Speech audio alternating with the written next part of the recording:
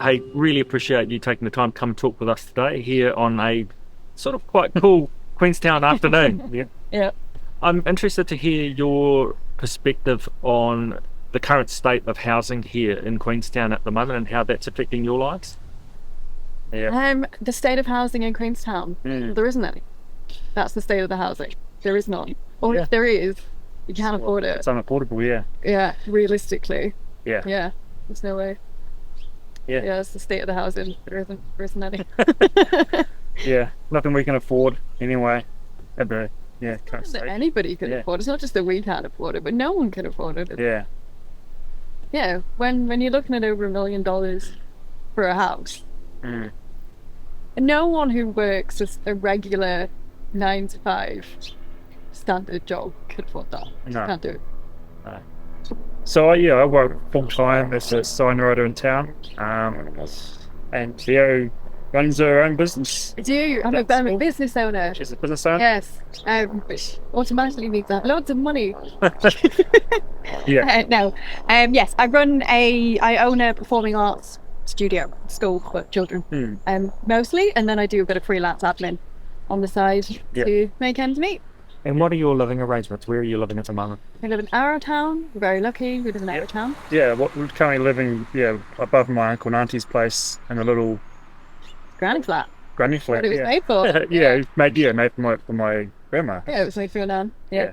Tell me, what are your aspirations in terms of your living arrangements? Because do you see that granny flat serving you long term, short term? It's not long term. No. It's just a stopgap until we find something. Yeah. Yeah. I mean, we have to be realistic that, Yeah. we are living. We're in the granny flat because of your family. Yeah. We were very lucky at the time. They moved back from Australia. Mm. We Gave us decided we opportunity. wanted to live together, and that gave us a good opportunity. Yeah. But eventually, we are going to have to find somewhere else to live, and also it's 1 bedroom. Yeah. So if anything else happens, Yeah. Oh, yeah. yeah. So, in an ideal world, what would change and what would move in terms of circumstances for you to be able to plan your life and your family? Is there a risk that you might need to relocate away from Queenstown, or what's the story? It's always that is always on the back of my mind. Every week I'm just like, maybe we should be looking somewhere else to live. Just because, long term wise, it doesn't look like we're probably going to need a place here. Yeah, life would be easier, I think, Yes, if we I think didn't so. live here. Yeah. But you want to live. Yeah, we wanted to live here, and Leo has a business here, Business. so we're pretty tied, I guess, to this location at the moment. Leo, it doesn't sound to me like you're on your own, though. Are you aware of others who are in similar circumstances where they're making compromises, is it fair to say, in terms of the choices they have in life? Yeah, I think much everyone I know Yeah. is having to make those choices on an everyday basis. And it's not just a case of making a choice about your house and where you live, it's making a choice in everything you do. Yeah. It's, my rents are extortionate anyway. And you do have to sometimes make the decision about, well, how long can I live on toast if I need to go to the doctor? Yeah. I mean, we're relatively stable because we live with family, which makes us really privileged in Yeah. that sense. Oh, it definitely Not does. Yeah. hardly anybody has family in Queenstown, but I do Yeah. know that a lot of our friends are in a situation where you could be given notice on your flat any time. Yeah. You could have to find somewhere else to live, or you could be given notice of a rent review all of the time. So, and it's getting harder and harder to save for a rainy day. Yeah. I think a 1 bedroom unit here at the moment is over $500 a week plus bills. So I understand you've put your names on a waiting list. Is that what waiting list is that for housing? Is that? So that's for the Queenstown Lakes Community Housing Trust. Yeah.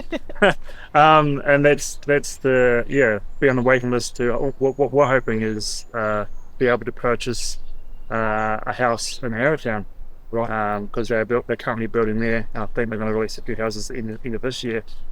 And ideally, it'd be very, very nice if that was an option for us in the future.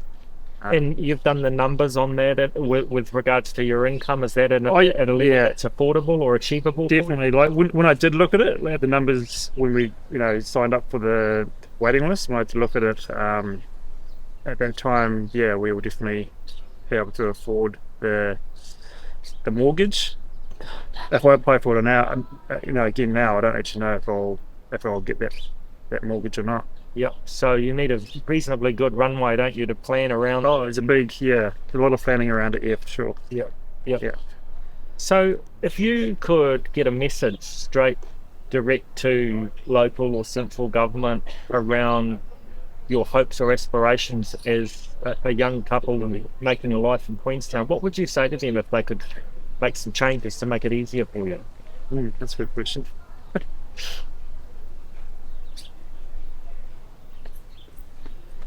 Trying to find the most diplomatic way. Yeah. just say, The truth is fine. yeah, tell us the truth. Trickle down economics does not work. You cannot just keep building if we build more, the house prices will go down. No, it's not true. There's no evidence to support that. Yeah. It's also not realistic. No one can build houses at that rate. It's just not doable. So something has to be put in place. There has to be some form of regulation that says, actually, no, a certain amount of these houses to be affordable. Yeah. They cannot be above a certain amount, because just the idea of we will build more and the prices will come down, there's no evidence that supports that. It's really important that those subsidised housing should be in housing estates rather than building one on its own. Because You're talking here about mixing people in together? Yeah. absolutely, because Yeah.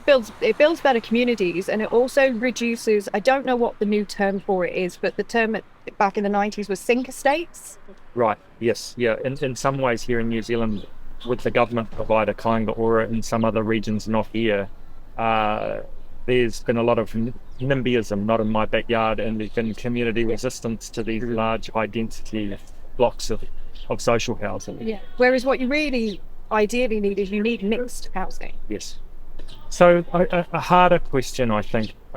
You're on a waiting list. Mhm. You're not 100% sure you're going to arrange your finance. How do you guys cope with this on a daily basis? Because it just feels tough. Yeah, I put it to the back of my mind, and like I said, like, every now and then it does creep up, and you do think about it. But you just got to keep doing what you're doing, I suppose. Keep plugging away. Plugging away, yeah, and yeah, I guess we're just lucky that we have family to rely on, whereas other people aren't. Yeah. So If I didn't have your family to rely on, well, she wouldn't be here. I right now. wouldn't be here. I would have gone home. Yeah. So it really seems to be as simple as that, well, for you and for others. That Yeah. it's almost the defining feature of whether you get to stay here or you don't stay here. Yeah, pretty much. Yes. Yeah, it is. Yeah. And that is, part of the wider conversation is what you do get a lot is, well, if you can't afford to live there, just leave. Yeah, and that's what you see all the time, like even with fellow work colleagues and friends. It's you get quite normalised to it. You have people leaving every month because they can't afford to live here. Yeah.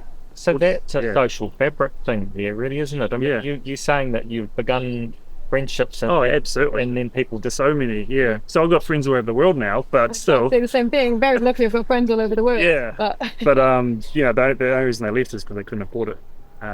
Yeah. yes. So this is the story we heard this morning from the visiting delegation from Aspen, where pretty much no one who works or had their lives in Aspen can afford to live there anymore, and so they don't. They bus in each day. Yep, and that's what's pretty much happening here in Cromwell and Without the bus. Clyde. People live over there in Kingston. People living in Kingston. My workmate used to live in Kingston and drive in every day. Yeah, it's very Yeah. common. Yeah, Yeah. Because people already don't live in, no one lives in Queenstown.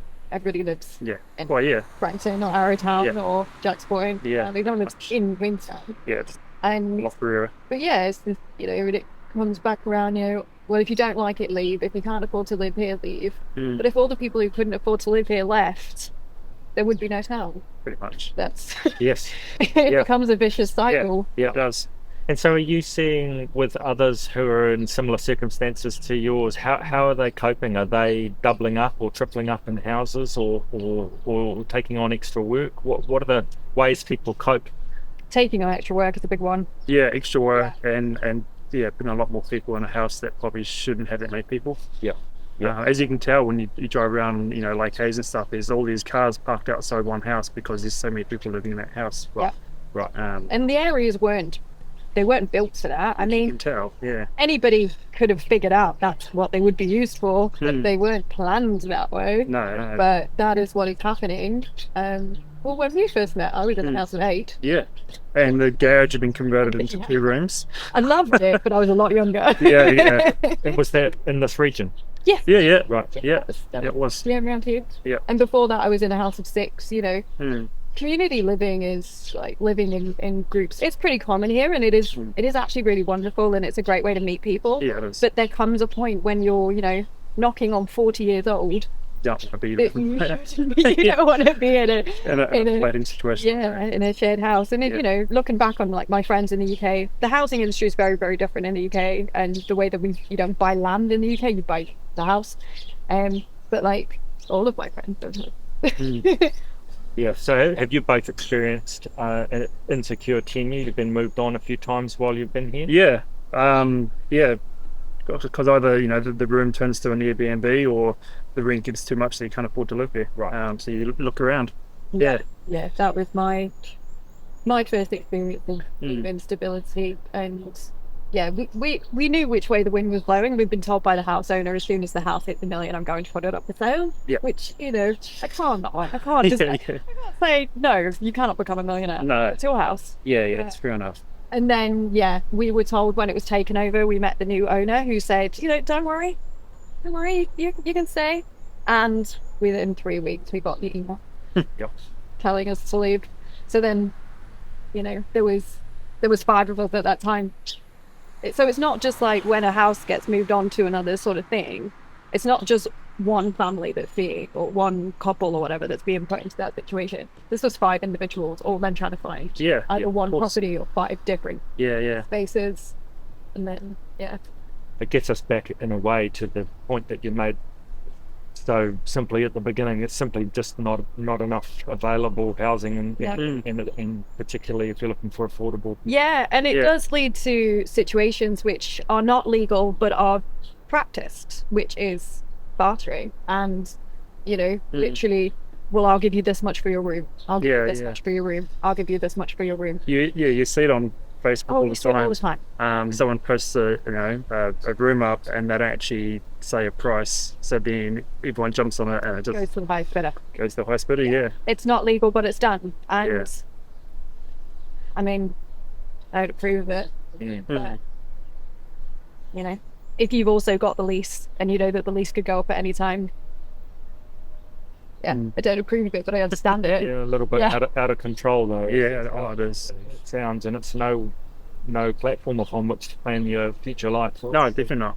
No. Yeah. And you do have to make decisions about the path that your life takes, or the risks that you take. We don't have children, but if we did, I think I'd be.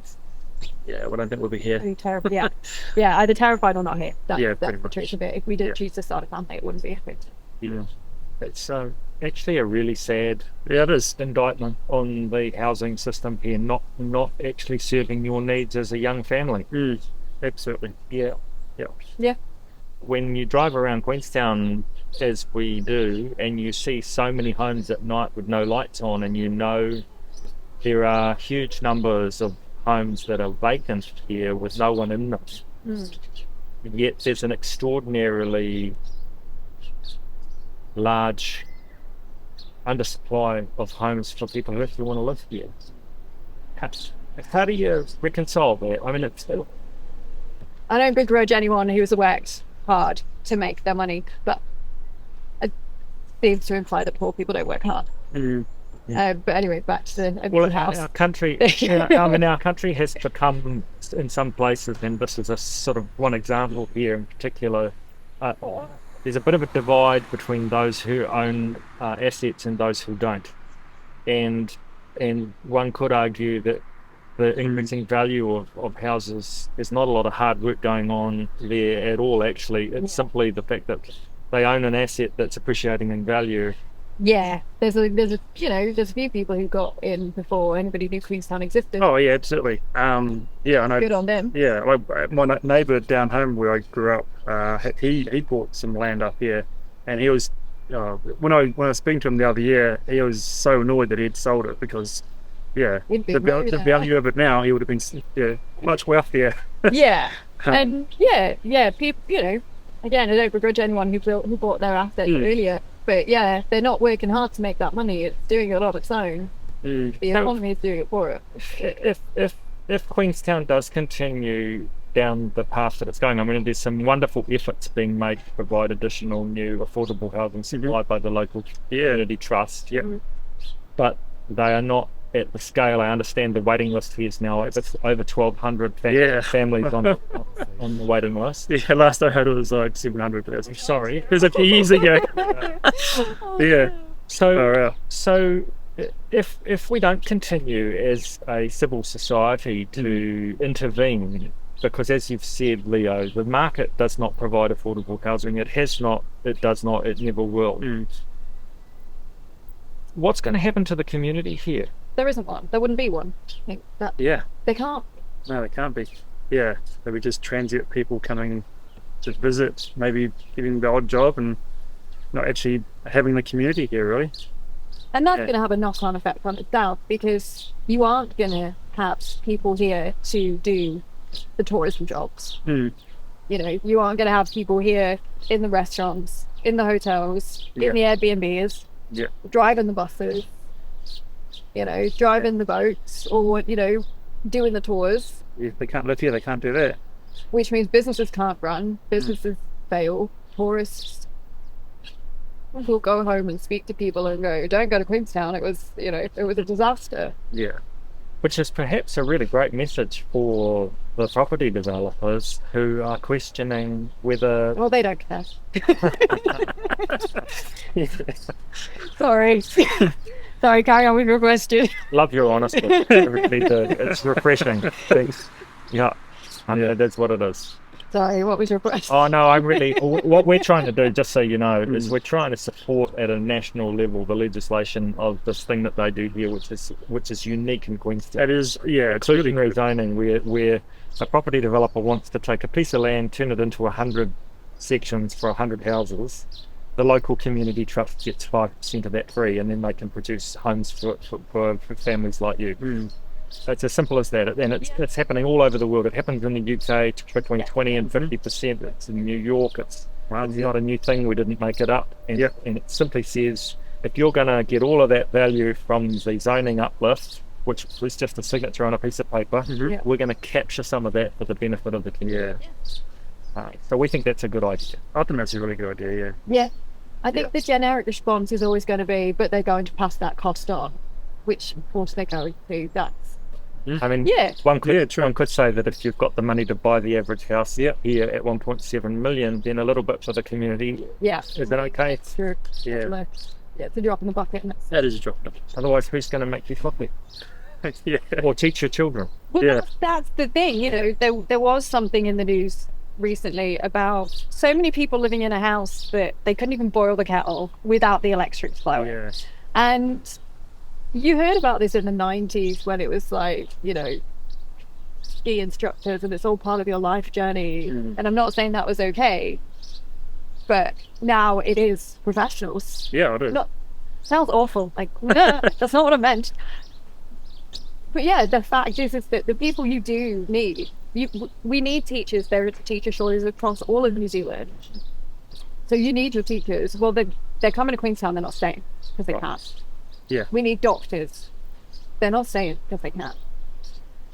We need police. They're not staying. We need social workers. We really need social workers, and that's certainly not coming. So you've observed some reasonably significant change even in the last... this place changes so much. Even my workmate, when she was in Nelson, and we hired her, and she was like, I'll come down and try and find accommodation. She stayed in the campground for 2 months before she could find anywhere to stay. And she was full-time employed. She's full-time employed. Yeah. And this is very common. Yeah, a friend. It's always a friend of mine. Yeah. But yeah, a friend of mine was living in a shed. Not a sleep out, a shed. Yeah. And again, earning a living wage. Yeah, Yeah. yeah. See, I think a lot of people would be shocked to hear that. They don't Yeah. know that. You're still doing a 40-hour or more week, and you still can't find a place to live. Because you think it's going to be a stopgap. Yeah. Yeah. Yeah. Exactly. And you think, well, how hard could it be? Yeah. And yeah. One day turns to a week, and the week turns to a month, and Yeah. That's Yeah. And before you know it, you're living in a tent and it's winter. it. Yeah. And we've got 2 ski fields. It gets pretty cold. Yeah. yeah. Yeah. I think a lot of New Zealanders would be shocked to understand the extent to which the housing system is failing to serve so many people. Yeah. There are people living in cars. We know that. Yeah. We also know where they are, but Yeah. we're not going to say because someone will go down and move them on. Yeah. And, you know, at least they've got somewhere. It's saddening and it's enraging and it's sickening. In New Zealand, a first world country, that is even suggested as a solution rather than, well, how about it's going to take a lot more work and it's going to take a lot more time, but how about we put people in a situation where they're not living in a metal box? There's a gentleman living in the front door of this church. I didn't see that. Yeah. It's just around the corner, migrant worker. Yeah. Yeah. We've said hello, and he's got nowhere to live. Yeah. Yep, and that's not new, actually. A friend of mine used to work around here, and it was a young woman. Not that it's better for young men, but let's be realistic here. But it was a female migrant worker, and she hadn't been able to, and she didn't know what else to do, so you knock on the door of a church, innit? Yeah. But it's either that or sleep on the street, and then God knows what's going to happen. What do I say to Southern Power? Well, like the main guy I deal with is the Minister of Housing. And, Yeah. and his name's Chris Bishop. What's he going to do about it? Well, I really gnawed on that, didn't I? well, that's right. Yeah. Yeah, I mean, what would you say to the Minister of Housing or the Chief Executive of the Ministry of Housing? Yeah. What was that? I think you're going to have to make some really hard decisions, and they're not going to be popular decisions, but somebody's got to make them, and it's only going to get worse. So you might as well eat the frog now, Yeah. and just get it over and done with. Yeah. Because Yeah. it's only going one way. So you really have to make that decision. And then also, my other thing in general would be, stop telling us to work harder and spend less, because we're already only, but not just us, but almost everyone is only spending what they have to spend. Yeah. And an avocado is not going to buy a house. So, but yeah, people can't work harder than we're already working and make more money than we already have. Yeah. We're not able to make the change. We can't. We're doing as much as we can. Yeah. Yeah. It's well said. You tell how this relationship works, isn't it? Yeah. I talk and he goes, oh yeah. Yep. That sounds about right. Really thank you for your honesty and for your time, and we wish you all the best. Thank you. Thank you.